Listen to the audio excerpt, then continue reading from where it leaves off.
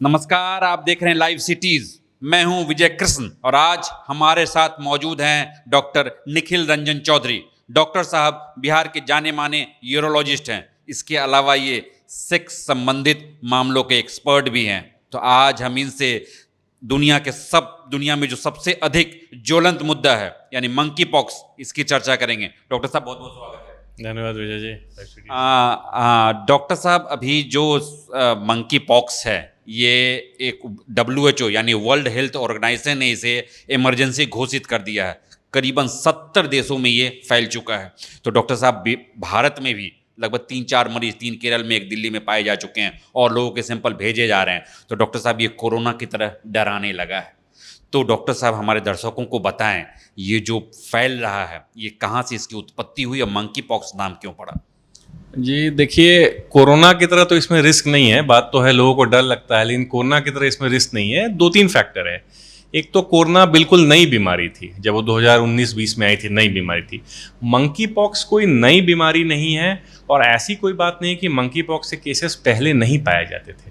पहले भी monkey pox के केसेस पाए जाते थे, लेकिन इधर कुछ दिनों से पहले की तुलना में केसेस के नंबर काफ़ी बढ़े हैं। तो इसको WHO ने एपिडेमिक का रोल दिया, का दर्जा दिया। ये मतलब नहीं कि एक इमरजेंसी हो गई और हर लोगों को फैल जाएगी। तो इसमें बहुत पैनिक करने की ज़रूरत नहीं है। ये कहिए कि आज से 4-5 महीना पहले के कंपैरिजन में अभी केसेस काफ़ी ज़्यादा आ रहे थे। मंकी पॉक्स केसेस हमेशा आते रहे हैं और स्मॉल पॉक्स, चिकन पॉक्स, इससे रिलेटेड अलग बाकी बीमारियां भी कई समय से ह्यूमंस को होते आई है और हम लोग को इन बीमारी से डील करने का अच्छा लंबा एक्सपीरियंस है।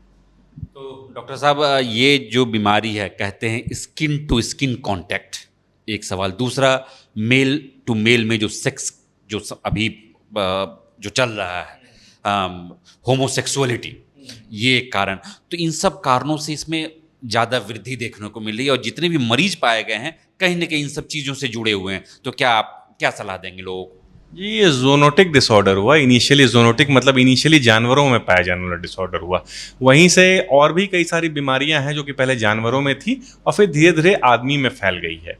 तो कोरोना के साथ क्या था? एयरबॉर्न था, काफ़ी दूर दूर हवाई ड्रॉपलेट से स्प्रेड होता था। इसमें ऐसा नहीं है।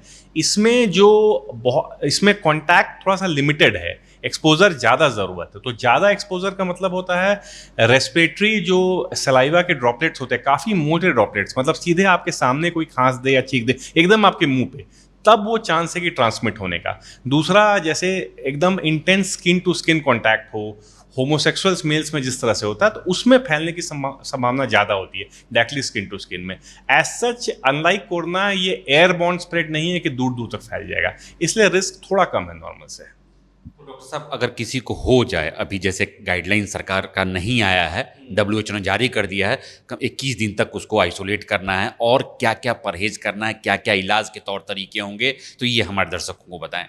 देखिए, अनलाइक कोरोना, फिर मैं हर बार कोरोना से ही कंपेयर कर रहा हूँ। कोरोना के कंपैरिजन में इसका डायग्नोसिस थोड़ा आसान है। कोरोना में एक एसिम्प्टोमेटिक ट्रांसमिशन फेज था कि पता भी नहीं चले और बीमारी फैल रही है। इसमें क्या होता है कि पहले पेशेंट को एक पूरे शरीर पे रैशेज आ जाते हैं, चकत्ते आ जाते हैं।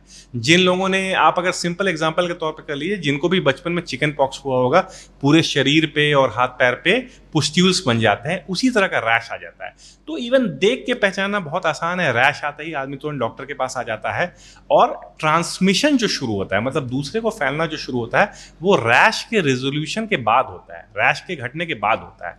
तो जैसे ही किसी पेशेंट को रैश दिखे, या मान लीजिए एक मंकी पॉक्स टाइप के सिम्टम्स भी दिखे, मंकी पॉक्स टाइप के बोल रहा हूं क्योंकि चिकन पॉक्स और बाकी भी कुछ बीमारी में इस तरह के सिमिलर बॉडी पे चकत्ते निकल सकते हैं, तो उस तरह का पहला अंदेशा दिखते ही पेशेंट को आइसोलेशन में डाल देना चाहिए। और चूंकि उसके ठीक होने के बाद करीब 21 दिन तक, इसे लंबा आइसोलेशन पीरियड, इसका ज़्यादा लंबा है आइसोलेशन पीरियड, 21 दिन तक हम लोग आइसोलेशन में रहते हैं। और उसके बाद आपको सीधे पेशेंट को डॉक्टर को दिखाना चाहिए। तो इसके अलावा चेहरे पर रैश के अलावा शरीर में दर्द हो सकता है, शरीर बुखार आ सकता है, कमज़ोरी हो सकती है, नस में खिंचाव आ सकता है और रैश, ये 4 इसके सिम्टम्स हैं। तो आपके डॉक्टर इन रैशेस के बेसिस पे जो है इनकी डायग्नोसिस करेगा, इन क्लिनिकल फीचर्स। अभी तक तो बिहार में इसकी टेस्टिंग की सुविधा बिहार और कई जगहों पे अवेलेबल नहीं है, तो अभी तक सारे सैंपल आज तक पुणे भेजने की व्यवस्था की गई है। सरकार का अभी तक का स्टैंडिंग इंस्ट्रक्शन यही है कि सारे सैंपल पुणे भेजे जाएंगे और वहीं से डायग्नोसिस होके आएगा। तो एक बार आपको सैंपल कलेक्ट करना है पेशेंट से और वो पैक होके पुणे जाएगा, वहाँ से चेक होके आएगा। और उसके बाद दवाएं तो सिंपल ही हैं, ये क्योंकि सेल्फ लिमिटिंग डिसऑर्डर है, ये बहुत खतरनाक नहीं, सेल्फ लिमिटिंग डिसऑर्डर है। 10-15 दिन में रैशेस खुद कम हो जाते हैं, ट्रांसमिशन का खतरा खुद कम हो जाता है, और जो शरीर में दर्द है और बॉडी में कमजोरी है उसके लिए सिंपल कालपोल की गोली और पानी ज़्यादा पीना और सिंपल एंटीबायोटिक्स, इनसे ही इनका क्योर किया जा सकता है। हाँ, ये कोरोना की तरह एक डर है, एक भय है हमेशा कि कोरोना की तरह पूरे फैल नहीं जाए, पूरा विश्वव्यापी, पूरा व्याप्त नहीं हो जाए, तो आइसोलेशन बहुत ही ज़रूरी है। किसी भी पेशेंट को हल्का सा भी चकता या देखें तो तुरंत आइसोलेशन में चल जाए और डॉक्टर से संपर्क करें। तो डॉक्टर साहब, जैसा कि आर्टिकल 21 में राइट टू लीव का हम लोग को दर्जा दिया गया है, हमें किसके साथ रहना है, किसके साथ क्या करना है, किसको पार्टनर बनाना है। तो अभी एक चलन है LGBT, मतलब मेल होमोसेक्सुअलिटी। तो आप कानूनी मामलों के एक्सपर्ट नहीं हैं, बट डॉक्टरी राय में सलाह में कहा गया है अभी अगर आपका मेल पार्टनर भी है तो इस दौर में आप उनसे दूर रहें। तो आप लोगों को क्या सलाह देंगे? जी हाँ, वो तो अब सेक्सुअलिटी तो पर्सनल चॉइस है। कोर्ट ने भी इस बात को कई बार कहा है कि कंसेंटिंग अडल्ट्स पे कोई ये मतलब कोई बंदिश नहीं लगाया जा सकती, कुछ कहा नहीं जा सकता है। लेकिन इस स्थिति में जहाँ पता है कि होमोसेक्स से मंकी पॉक्स के फैलने की संभावना बढ़ जाती है, थोड़ा सा जो लोग ऑलरेडी रिलेशनशिप में उनको भी थोड़ा सा परहेज करना चाहिए और थोड़ा सा आइसोलेशन बनाना चाहिए, क्योंकि ये one of the ways of method of spread है मंकी पॉक्स का। डॉक्टर साहब, अगर परहेज की बात करें, परहेज की बात तो आपने कर ही दी है, तो इनके किसी को हो जाए तो खान पान लेवल पे क्या परहेज करे और क्या खाए क्या ना खाए? थोड़ा कुछ हल्के फुल्के गैस्ट्रोइंटेस्टाइनल सिम्टम्स भी होते हैं, तो हल्का खाना खाना चाहिए, फ्रेश खाना खाना चाहिए, पैक्ड फूड या फिर जो पुराना रखा हुआ वैसा नहीं खाना चाहिए, और प्रोटीन की मात्रा थोड़ी बढ़ा देनी चाहिए खाने में, जिससे आपको कमजोरी नहीं हो और जो पुस्ट्यूल्स है वो जल्दी जल्दी शेड ऑफ करें। तो डॉक्टर साहब, एक लास्ट सवाल है, आपने बार बार कोरोना से इसका जिक्र किया है, तो लोग ये भी कह रहे हैं कोरोना में लोगों का इम्यून सिस्टम कमजोर हुआ है, तो क्या ये भी एक रीजन है जो अभी के दौर में ये लगातार बहुत फैल रहा है? देखिए, इम्यून सिस्टम तो इस पोल्यूशन के दौर में भी, पोल्यूशन भी बहुत बड़ा कारण है इम्यून सिस्टम सबका ही कमज़ोर होने का, और कोरोना में तो बहुत एविडेंस था कि डायरेक्टली वो डाउन करता है। तो जैसे इम्यून सिस्टम डाउन होता है, कई सारी बीमारियां पकड़ने लग जाती हैं, और अगर आप अच्छी लाइफस्टाइल रखते हैं, प्रॉपर खाते हैं, एक्सरसाइज करते हैं, तो हर तरह से आपका इम्यूनिटी बूस्टअप होगा।